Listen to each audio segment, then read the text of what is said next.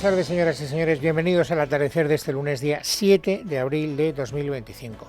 La expresión que más veces habrán leído, si le han echado ustedes un vistazo a los medios de comunicación, es la expresión lunes negro.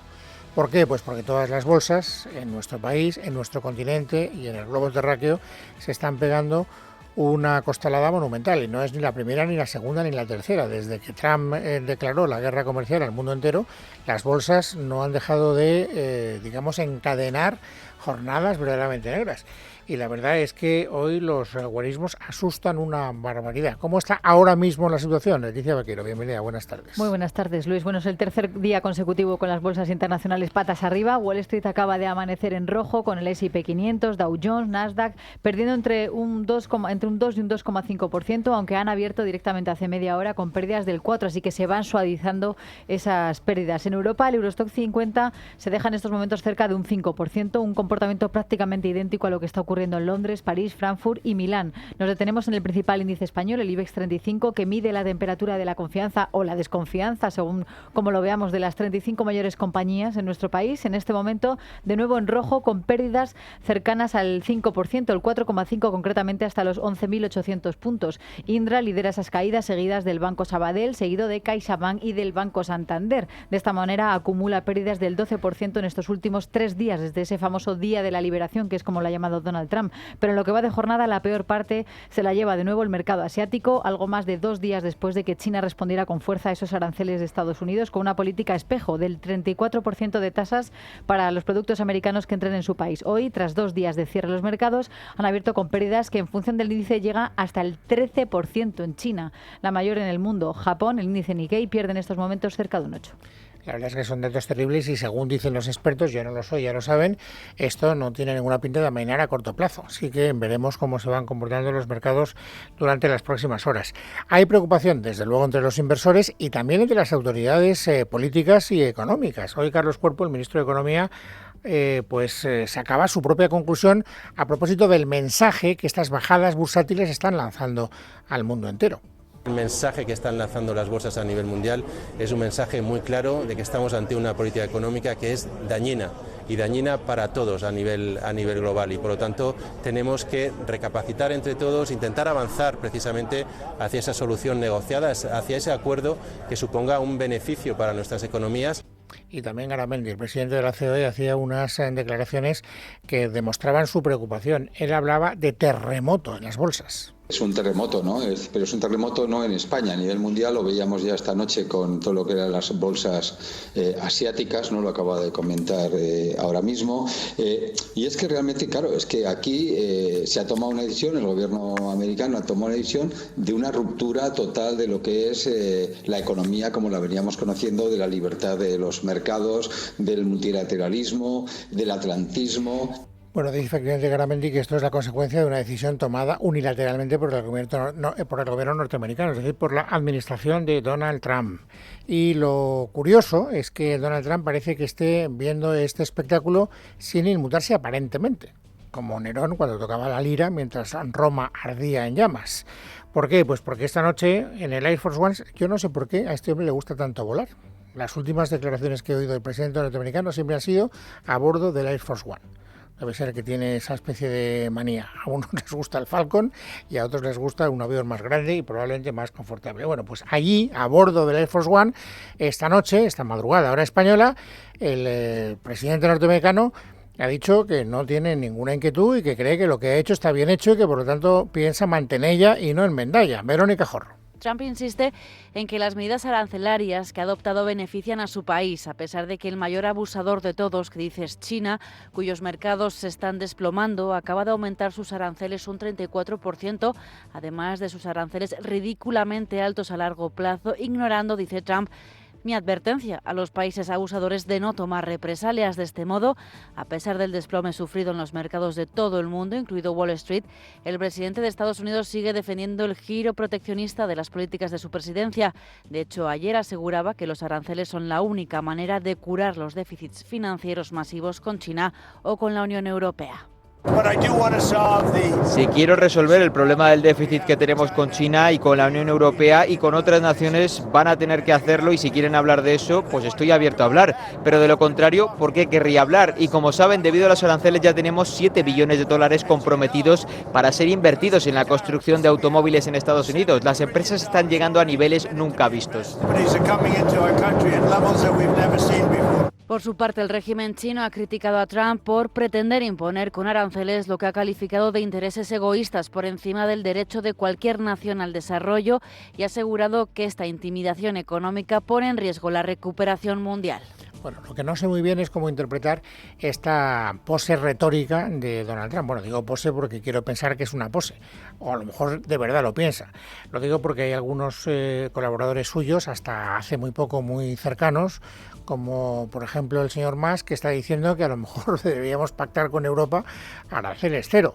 Y esto pues va en contra de lo que es la doctrina que está manteniendo, al menos en público, insisto, Donald Trump. La gran pregunta es, ¿él piensa mantener esta situación sin negociar con el resto de los gobiernos europeos, occidentales, orientales y terráqueos en general? Esta es la gran cuestión. Leticia Vaquero, ¿cuál es el criterio al que nos lleva la información que manejamos? Pues todo apunta a que no, porque aquí todos están jugando sus cartas. Mientras la Unión Europea asegura que no vamos a ser ingenuos, aunque todavía no nos atrevemos a dar una respuesta muy tajante, sí que vemos las posturas de otros países. Por ejemplo, en Europa queremos apurar los plazos porque recordemos que los aranceles recíprocos de la administración Trump van a entrar en vigor este miércoles. Quedan 2 días para esas negociaciones, por eso Cuerpo pedía tranquilidad y confianza en la capacidad negociadora de la Unión Europea. La guerra arancelaria proclamada la semana pasada a nivel mundial abre, sin embargo, un periodo de oportunidad para Trump, que el viernes dejó caer que podría llegar a rebajar los aranceles del 34% a China a cambio de la red social TikTok. De hecho, ha ampliado el periodo, ese plazo que se había acabado este sábado, con el objetivo de poder alcanzar un acuerdo. Y esta madrugada, en una entrevista en la NBC, el secretario del Tesoro, Scott Bessent, decía esto. Decía, ahora tenemos que ver qué es lo que los países nos ofrecen y ver si es creíble. Así que lo que quieren es negociar y presionan con una amenaza carísima para después poder ir rebajando, ¿o no? Como curiosidad te cuento que hay diferentes posturas. Países como China, que han respondido con aranceles por el mismo valor. Países como Zimbabue, que sin embargo han decidido retirar todos los aranceles contra Estados Unidos para enviar el mensaje de que quiere unas relaciones positivas. Y luego está el intermedio, como el de la Unión Europea, que se lo está pensando antes de responder. Mira la sugerencia que ha hecho esta mañana la vicepresidenta y ministra de Trabajo, Yolanda Díaz. Que las respuestas que tengamos que dar o las medidas que debamos de abordar han de ser selectivas y muy precisas. Proponemos que se concentre en las 7 grandes tecnológicas norteamericanas con el objetivo de minimizar el impacto de los precios que pagan nuestras familias y también nuestras pequeñas empresas. La pregunta es, ¿qué importamos principalmente en la Unión Europea de Estados Unidos? Pues servicios digitales de Google, de Meta y de Microsoft. De hecho, tenemos un déficit de este tipo de servicios con respecto a Estados Unidos de unos 100.000 millones de euros. De ahí la sugerencia de Yolanda Díaz. Pero hay algo que sabemos también de las negociaciones del pasado viernes en la Unión Europea, porque nos lo acaba de contar, es noticia prácticamente de última hora, la presidenta de la Comisión, Ursula von der Leyen. Asegura que estamos dispuestos a negociar con Estados Unidos. De hecho, hemos ofrecido aranceles 0 por 0 para los bienes industriales, como hemos hecho con éxito con otros muchos socios comerciales. Esto lo ha dicho en una reunión en Bruselas, tras haber mantenido esa reunión con el primer ministro de Noruega, Jonas Gahr Støre. Esto es interesante, Luis, porque otra de las partes de productos que solemos exportar los europeos a Estados Unidos, además de las medicinas, son este tipo de maquinaria, productos industriales, que si ya de cero dices no te impongo ningún arancel, pues a lo mejor a nosotros no nos lo aplican. Esa declaración de Ursula von der Leyen es bastante indicativa, y me imagino que los ministros de comercio de todos los países comunitarios, que hasta donde yo sé siguen reunidos, está nuestro ministro de Economía y Comercio, que es Carlos Cuerpo, no irá a la hora de poner propuestas encima de la mesa muy en contra de lo que está marcando Ursula von der Leyen. No sabemos lo que ha pasado en esa reunión, sí que sabemos que está comprometida una comparecencia de Carlos Cuerpo cuando esa reunión termine. ¿Qué es lo que ha dicho antes de la reunión? Que hay que confiar en Europa. Que hay que lanzar un mensaje de que la Unión Europea protege a sus ciudadanos y tiene un paraguas precisamente bajo el cual estamos todos más protegidos, defendiendo nuestros propios intereses. A partir de aquí, estas ayudas tienen que ser también a nivel europeo, por varias razones. La primera de ellas es que las competencias en materia arancelaria están en Europa, las tiene la Comisión Europea. La segunda es que si tenemos aranceles impuestos a productos estadounidenses, la recaudación irá mayoritariamente también al presupuesto europeo. Y la tercera, como decía, es que tenemos que lanzar ese mensaje de protección de paraguas desde el ámbito europeo. Y es verdad que que Europa es un paraguas, o por lo menos debería ser un paraguas. El único problema que tiene Europa, y esto lo hemos dicho hasta la saciedad, es que es una máquina tan grande, con tanta burocracia, que moverla es dificilísimo. Es como cambiar el rumbo de un transatlántico. Tiene que ser una operación muy complicada, y eso es lo que le preocupa a Garamendi. Escúchenle. En Europa, tristemente, cuando hay que tomar una decisión, en el mejor de los casos tardamos 18 meses, ¿no? Es decir, yo creo que ese es uno de los problemas que podemos tener y que yo espero que en este caso Europa esté ágil. Yo en este sentido, como vicepresidente de los empresarios europeos, como Business Europe, estamos hablando permanentemente como la Comisión para que se tomen las medidas oportunas. Bueno, nosotros tenemos un ojo puesto en Europa, en la ayuda que nos pueda prestar ese paraguas, y otro ojo puesto en España, porque naturalmente lo que haga el gobierno de España también puede repercutir, para bien o para mal, en la vida cotidiana de todos los ciudadanos españoles.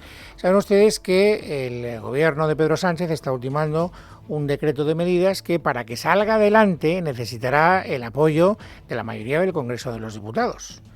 Y ahora ya empezamos a ver que hay algunos socios del gobierno de Sánchez que no están por la labor de apoyarlo.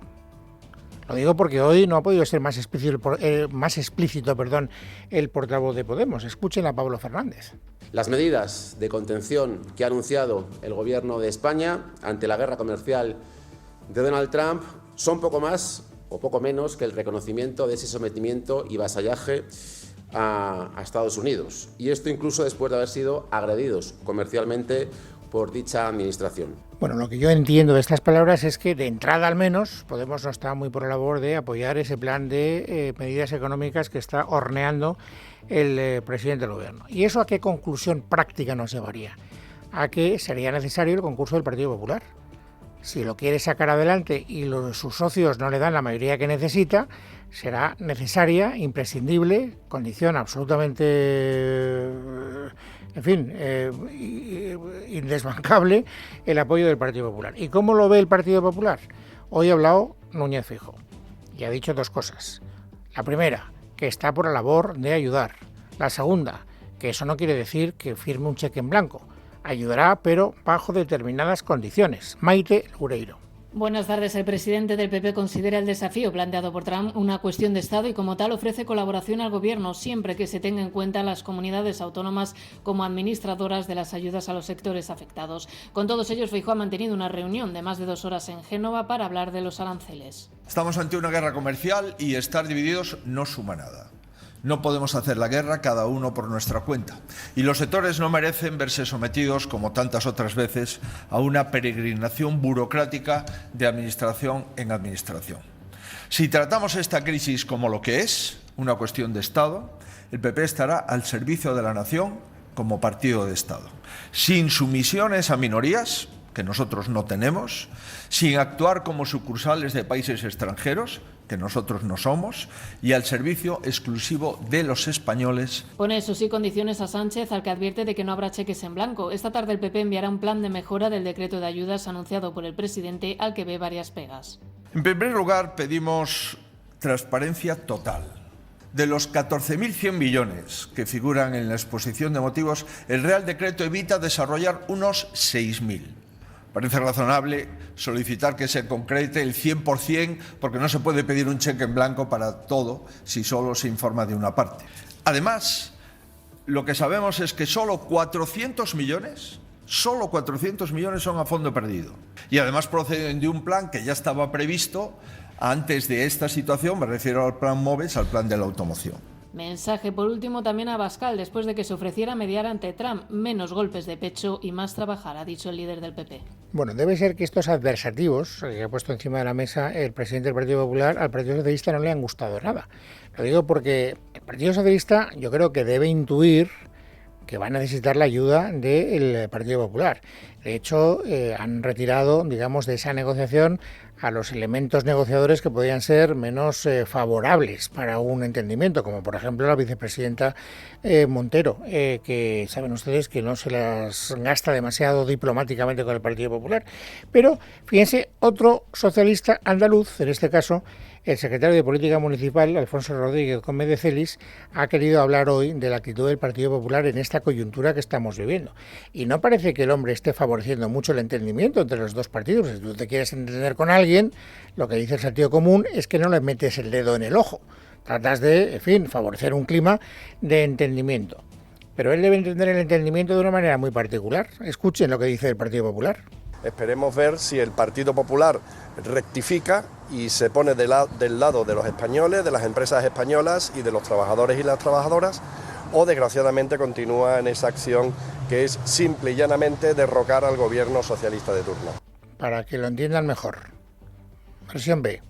Tenemos a un Partido Popular desgraciadamente otra vez absolutamente ajeno a la realidad, y lo que pedimos es que a los españoles y a los sectores afectados es que entiendan bien que el Partido Socialista va a estar protegiendo siempre al empresariado y a los trabajadores españoles, y que esperamos que el Partido Popular demuestre su ruptura con la traición que Vox y la ultraderecha está realizando en España. Cada vez que oigo declaraciones en esta dirección no dejo de sonreír, porque claro, han acuñado durante tanto tiempo que el tándem Partido Popular-Vox es como una unidad de destino en lo universal, que al final no tienen más remedio que mantenerlo, cuando todo el mundo sabe que en esta cuestión al menos ya se veía desde bastante antes. Pero bueno, en esta cuestión concreta, en la guerra comercial de Estados Unidos, es evidente que los discursos del Partido Popular y Vox se parecen tanto como un huevo o una castaña.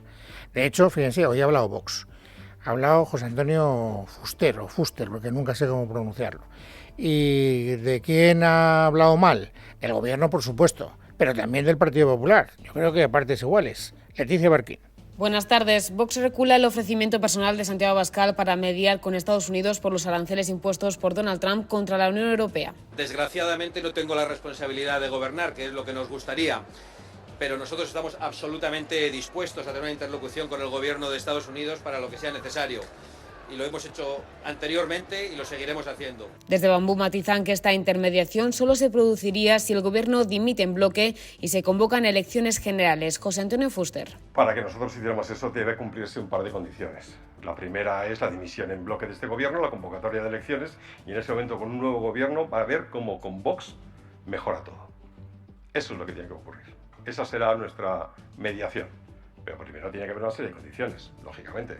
Fuster ha reprochado el viaje de Pedro Sánchez a China como respuesta a las imposiciones arancelarias de Trump, en lugar de acudir a Washington como sí iba a hacer la primera ministra de Italia, Giorgia Meloni. Pero el problema es que tenemos un gobierno indecente, y no solamente indecente, sino incapaz, inútil y corrupto, profundamente corrupto, que lo que va a hacer no es ir a Washington, sino ir a adular a la dictadura comunista china. Aún así, Vox insiste en que la principal amenaza para el campo proviene de la Unión Europea y que ellos serán quienes acaben con la competencia desleal. Bueno, Fuster hablaba del viaje de Pedro Sánchez, del presidente del gobierno español a China, y de ese viaje también tenemos que hablar. Él se va hoy, primero se va a Vietnam, luego no se ve a Indochina, no me acuerdo de qué otro país, y luego acabará en China, que es, digamos, el viernes, el momento estelar de ese viaje. Y es curioso porque ese viaje está suscitando pues reacciones distintas. El Partido Popular dijo que por favor lo explicará muy bien. En la Unión Europea estaban con la mosca detrás de la oreja diciendo, a ver, este hombre que va a hacer un poco unilateralmente y sin estar, digamos, en una especie de estrategia mancomunada o coordinada con la Unión Europea. Y, sin embargo, fíjense, hoy Garamendi, que es el presidente de la COE, pues ha hablado en buenos términos, yo creo, del viaje del presidente del gobierno a China. El viaje a China es un viaje interesante, como otros muchos que va a haber que hacer, es decir, porque tenemos que abrir de nuevo la maleta y ir al exterior y trabajar pues todos los mercados que podamos, porque es que hace poco una empresaria del agro comentaba, pues no pasa nada si no voy a Estados Unidos, que es mi principal cliente, iré a Canadá. Y lo decía, ya, pero es que a Canadá va a ir todo el mundo. Claro, entonces yo creo, si lo interpreto bien, que Garamendi ve con buenos ojos este viaje a China en la coyuntura actual. Es decir, si tenemos una guerra arancelaria con Estados Unidos y va a haber muchos mercados que van a ser muy recurrentes porque la gente va a buscar en esos países pues el plan B, pues abrir el mercado a China puede ser oportuno. Y esto es lo mismo que yo le he entendido a Planas. El ministro de Agricultura va a acompañar en ese viaje al presidente del gobierno. Y cuando escucho a Planas hablar de ese viaje a China, yo particularmente por lo que dice Planas, llego a la conclusión de que él dice es especialmente oportuno tal y como está la situación ahora mismo. Es importante que ampliemos los contactos y de consolidar los que tenemos hasta ahora con la República Popular China, que son muy interesantes, particularmente pues en el ámbito agroalimentario y en otros, y de conseguir profundizar en los mismos. Vale, no digo que no tenga razón, probablemente tiene razón. Y luego me ha sorprendido un poco. Tampoco quiero yo, en fin, decir que ha habido una especie de contradicción absolutamente tremenda, pero bueno, a mí me parece que el mensaje que manda Carlos Cuerpo, el ministro de Economía, a propósito de este viaje, es un poco distinto. ¿Por qué? Porque él no lo circunscribe a la situación que estamos viviendo tras la declaración de la guerra comercial de Donald Trump. Él dice que en realidad España ya estaba en esta vía desde mucho antes. Esto es independiente de la situación actual con respecto a Estados Unidos. Desde España, de hecho, llevamos ya varios años empujando por reforzar esta relación, entre otras cosas porque nos ayuda a abrir un mercado importantísimo y además es una fuente potencial de inversiones en nuestro continente, en nuestros países, y yo creo que este mensaje que España viene liderando, el propio presidente, está siendo cada vez más aceptado y cada vez más compartido por parte del resto de Estados miembros. Bueno, como ven ustedes, la guerra comercial sigue siendo el gran asunto informativo del día. Hay una noticia que a partir de mañana yo creo que va a tener todavía un poco más de interés, bueno, un poco menos, a partir de hoy, que yo estaba siguiendo con verdadera fruición. ¿Por qué?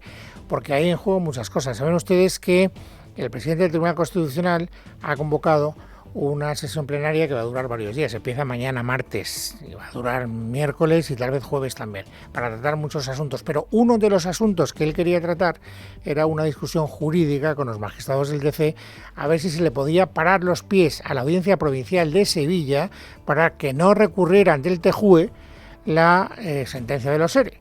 Y esto, para que ustedes entiendan, el alcance de esa medida, creo que no se paraba ahí. Lo que él estaba buscando era un mecanismo que después impidiera que el Tribunal Supremo, la Sala Segunda, recurriera ante el TJUE la sentencia de la ley de amnistía que está al caer, porque el propio conde de Pumpido ha dicho que la tendremos antes del verano. ¿Y qué es lo significativo en esta historia? Que hoy, como Cándido Conde de Pumpido se ha dado cuenta que no tiene apoyos suficientes para evitar que los tribunales y los jueces recurran al TJUE, ha reculado. Lo cual, por cierto, me parece una buena noticia. Miguel Ángel Pérez. Buenas tardes. Cándido Conde Pumpido ha participado este lunes en un desayuno informativo en el Ateneo de Madrid, unas horas antes de que el Pleno del Tribunal Constitucional celebre este martes un debate sobre las maniobras efectuadas por el propio presidente del TC para intentar bloquear la presentación de una cuestión prejudicial ante el TJUE contra la sentencia del Constitucional que indultó de forma encubierta a los condenados por el caso de los ERE del PSOE de Andalucía. Pumpido ha afirmado que solo se va a efectuar un debate jurídico, una reflexión interna del tribunal y por tanto no se va a adoptar ninguna resolución ni se va a interferir entre el TJUE ni la Audiencia de Sevilla, aunque ha dejado la puerta abierta a hacerlo en el futuro. Posteriormente aseguraba que el TC es imparcial y que no tiene intervención gubernamental alguna. Después envolvía la bandera de la Constitución y de la propia democracia. Me preocupa muchísimo porque cuestionar al Tribunal Constitucional es cuestionar la Constitución, cuestionar la legitimidad del Tribunal Constitucional para poder dictar sentencias que sometan a los poderes públicos al texto de la Constitución es de alguna manera cuestionar también el sistema democrático. Por lo tanto, me preocupa. Conde Pumpido ha confirmado que el TC tiene intención de dictar sentencias sobre la ley de amnistía del 1O antes del verano. Es lunes, es 7 de abril de 2025. Vamos, amigos, ahora a completar el paisaje informativo sobresaliente del día. Noelia Bautista, bienvenida, buenas tardes. Buenas tardes, Luis. Vamos a seguir con la crónica de tribunales porque hoy hemos conocido también que el juez Peinado ha llamado a declarar como testigos el día 14 de mayo y 28 de mayo a varios directivos de Google y también de Indra, entre ellos su expresidente y ahora presidente de Telefónica, Mark Murtra. Lo ha hecho después de escuchar a varios directivos de ambas compañías testificar que no conocían los detalles de los acuerdos por los que sus compañías financiaron el software de la cátedra de Begoña Begoña Gómez, la mujer del presidente del Gobierno, en la Universidad Complutense. Google, 110.000 euros e Indra casi 128.500. Insisten en su defensa el líder del PSM y también ministro Óscar López. Asegura que es una más del juez porque no hay caso. Una más de peinado. Me he pronunciado muchas veces sobre este caso, no tenía que estar ni abierto. Admitió trámite una denuncia, una querella, con una base de recorte de prensa que luego se han demostrado todos falsos, y lo cierto es que sigue pedaleando en una causa que no va a ningún sitio. Críticas a la actuación del magistrado del caso en el día en el que ha tomado posesión de su cargo la nueva presidenta del Tribunal Superior de Justicia de Cataluña. Mercè Casó se pone al frente de este tribunal y lo ha hecho con un discurso en el que ha pedido respeto en presencia del ministro de Justicia, Félix Bolaños, a las sentencias judiciales ante el aluvión de críticas recibido por la sentencia de absolución del exfutbolista Dani Alves, críticas también por parte de la vicepresidenta del Gobierno. A los jueces y juezas nos importan las personas que hay detrás de cada conflicto, pero somos profesionales y nuestra función es tomar decisiones mediante la aplicación de la ley. Y aceptamos la crítica porque nuestro trabajo es un trabajo técnico sujeto a reglas en ocasiones complejas, pero a la crítica debe unirse siempre al respeto, porque sin respeto se debilita el Estado de Derecho y las instituciones que lo protegen. Al margen de los tribunales, convulsión a la izquierda del PSOE, donde Sumar, Podemos e Izquierda Unida son incapaces de ponerse de acuerdo. Desde las filas de Sumar no son pocos los llamamientos a las candidaturas de unidad a las que Podemos no ha contestado. Bueno, sí lo ha hecho este fin de semana, nombrando a Irene Montero como candidata de la formación para las próximas elecciones y además encomendándole liderar la izquierda más allá de los socialistas. Los morados buscan anexionarse el apoyo de Izquierda Unida para que dejen Sumar y debilitar aún más así a la formación de Yolanda Díaz. Al respecto, su líder, Antonio Maello, ha contestado hoy. Van a escuchar cómo no se cierra la puerta, pero pide primarias. Nosotros vamos a apoyar el método de que sean las primarias las que decidan a las personas que deban encabezar los procesos. Y esos procesos deben participar todos los miembros de las organizaciones que conformemos ese Frente Amplio, más gente a título individual. Y respetar los resultados. Digo, respetar los resultados de lo que salga quien salga, y no sabemos ahora mismo cuántas candidatas tiene que haber o cuántos candidatos. Bueno, pues contesta desde Podemos el portavoz Pablo Fernández. Nosotros estamos inmersos en una tarea política. Creo que nosotros no tenemos que hablar de nosotros mismos, creo que tenemos que hablar de política. Y nosotros queremos hacer política y, como digo, estamos en una tarea política de convertir la fuerza social del no a la guerra, la fuerza social de la paz y la fuerza social que a día de hoy reivindica más avances y transformaciones en una fuerza electoral. El resto, pues si el resto quiere hablar de ellos mismos, ellos sabrán. Bueno, pues habla el tercero en cuestión desde Sumar, Jaume Asens, en Radio Nacional.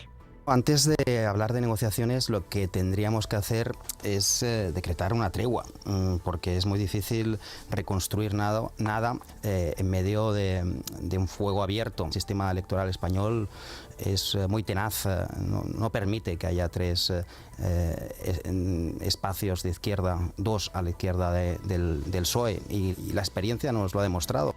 Por cierto, y hablando de Sumar, más titulares que nos deja la formación, porque ha insistido en que no va a apoyar el incremento del gasto en defensa. Asegura uno de sus nuevos coordinadores, Carlos Martín, que la inversión europea en defensa triplica la de Rusia y por tanto es un problema de coordinación. Dice, por ello, insiste en que no van a apoyar la medida y pide al gobierno de Sánchez que presente ya los presupuestos para no condenar el gasto social.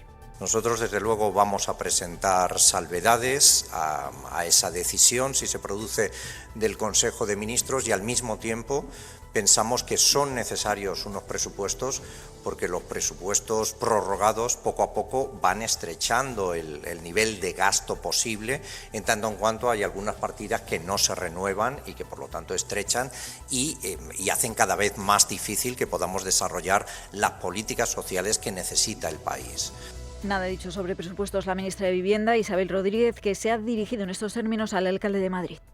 Exigimos al Ayuntamiento de Madrid que actúe como lo está haciendo el Ayuntamiento de Barcelona. Exigimos a todas las comunidades autónomas que adopten en el marco de sus competencias las medidas necesarias dirigidas a combatir este tipo de fraude, a regularizar estas viviendas y, si es necesario en algunos barrios, su prohibición, porque están prohibiendo la vida en comunidad.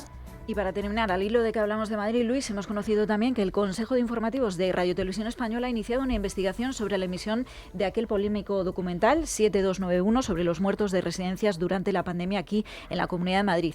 El Consejo quiere saber por qué no se encargó el documental de producción propia para el 5º aniversario de la pandemia, por qué se eligió ese en concreto y, sobre todo, por qué se centró solo en la Comunidad de Madrid. Ya sabes que la crítica de Isabel Díaz Ayuso fue feroz aquellos días. ¿Y quién tiene que responder a esas preguntas? Pregunto. Me pillas. Bueno, porque lo importante es no quién pregunta, sino quién responde. Pero bueno, estaremos atentos. Entendemos que podría ser se hizo una programación especial, pues a todos aquellos productores y demás de esa programación especial y a los directores de la misma, que defendieron, como lo hizo Xavi Fortes, por ejemplo, esa dedicación solo a la Comunidad de Madrid y no al resto de autonomías donde también murieron lamentablemente personas en las residencias. Es interesante ese debate. Gracias, Noelia. Son amigos las 4:30, las 3:30 en la Comunidad Canaria. En casa de Herrero, Es Radio.